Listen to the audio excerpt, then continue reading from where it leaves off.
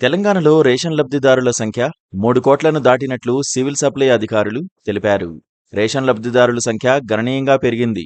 కొత్త రేషన్ కార్డుల మంజూరుతో పాటు ఇప్పటికే ఉన్న కార్డుల్లో కుటుంబ సభ్యుల పేర్లను చేర్చడం ద్వారా మే నెలాఖరు నాటికి మొత్తం లబ్ధిదారుల సంఖ్య 3,11,28,921కి చేరుకున్నట్లు సివిల్ సప్లై శాఖ అధికారులు తెలిపారు.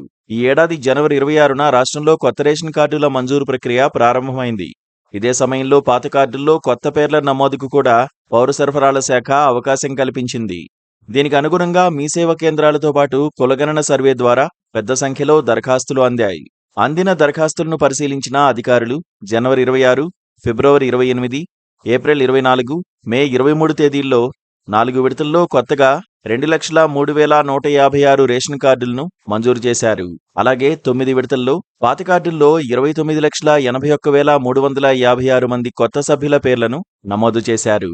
రేషన్ కార్డుల మంజూరు ఒక నిరంతర ప్రక్రియని, ఇంకా పెద్ద సంఖ్యలో పరిశీలించాల్సిన దరఖాస్తులు ఉన్నాయని పౌర సరఫరాల శాఖ అధికారులు వెల్లడించారు. కులగణన సర్వే ప్రకారం రాష్ట్రంలో మొత్తం కుటుంబాల సంఖ్య 1,15,71,457. ప్రస్తుతం పాతవి కొత్తవి కలిపి మొత్తం 91,98,438 ఆహార భద్రత కార్డులు ఉన్నాయి.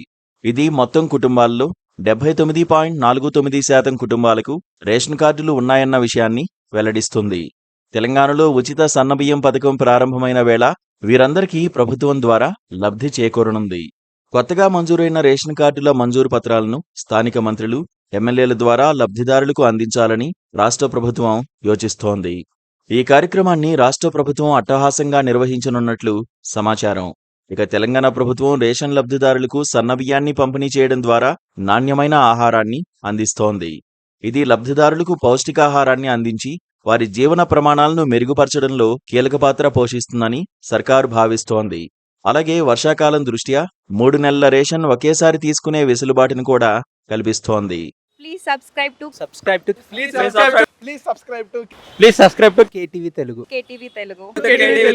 KTV Telugu. KTV Telugu channel.